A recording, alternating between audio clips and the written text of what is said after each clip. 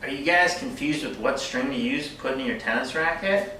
Are you confused with like the word poly, synthetic, multi-filament? There's all these different terms and you don't know what's going on? Today I'm going to talk to you about what strings I would highly recommend putting in your tennis racket to best help your tennis game. So here's my racket. I just got done stringing a racket. This past year I strung over 1,000 rackets, right? So I'm very familiar with the strings and what types of strings to put in tennis rackets. I string the rackets for all the players that are on the rise, so I know what everyone's kind of putting in their strings. Today I have three different strings, two different types of strings that I highly recommend putting in your racket. We got the two poly strings over here on your right, and then the synthetic gut string over here on your left.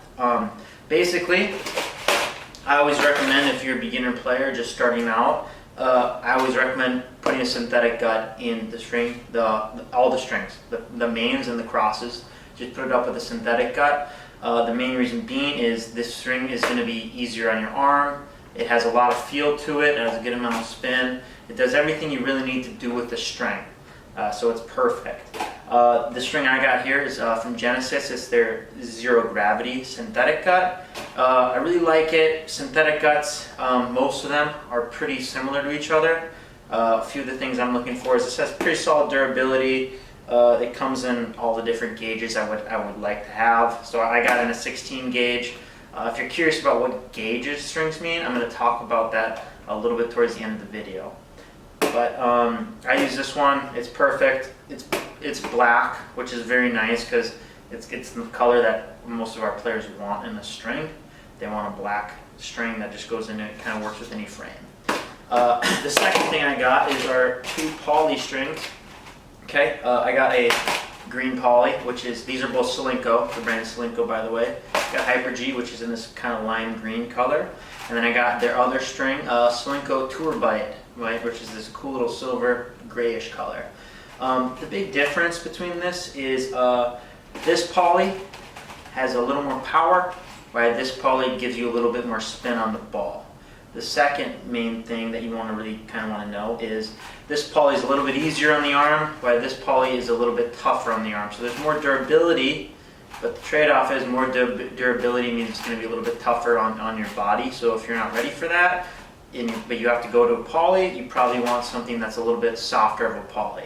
It's kind of nice that both of these versions, they do have soft versions of these two, which are even softer on the arm, but the trade-off between softer strings is less durability.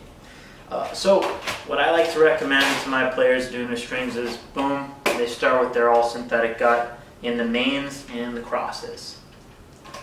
Eventually, kid's going to break a string. They're going to be pumped because everyone's pumped when they break their first string.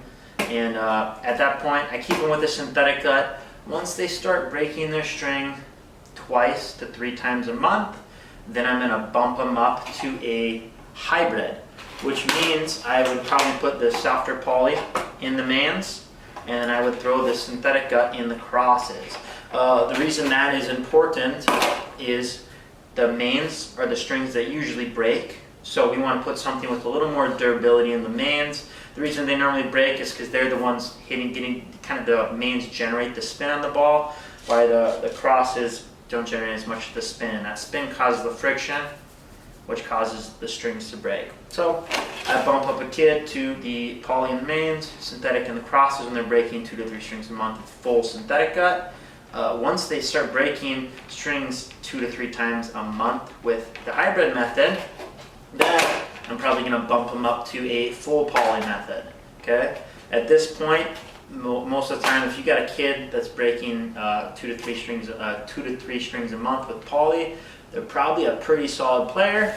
You might want to give them the option of what string they like better, have them play around with both, see what they like the best. See if their game needs a little more pop, or if their game needs a little more spin to it.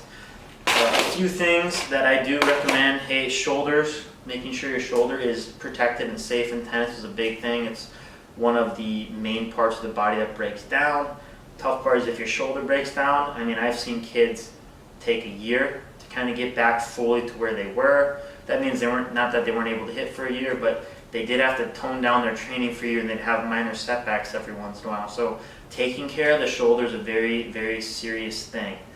If you have a kid with shoulder issues, and even if they are kind of breaking quite a bit of strings, I might recommend them staying with a synthetic gut. Maybe, maybe I bump them up to a stronger gauge, or maybe I put them on a very thinner gauge poly.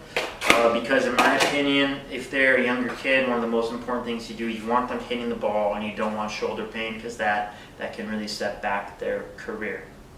The other thing I kind of do with gauges, if you want to know about gauges, it kind of works in reverse. It's kind of confusing.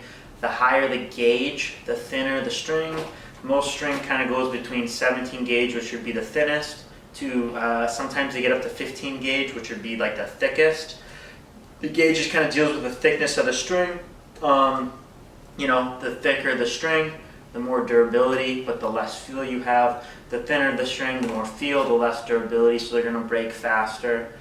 For the most part, there is also like L, which means like it's in between. So if you have a 17 gauge, it goes 17 gauge is the thinnest, 16L is a step thicker, and then 16 is thicker than the 16L. Kind of confusing, but that's why I'm here to talk about this. Let's see, a few other things. You can play around with thinner polys if your kid has shoulder issues.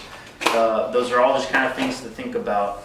But hey, next up, I'm going to be talking about kind of why I only sell Babolat rackets at On the Rise Tennis. So if you want to know more about that, just stay tuned.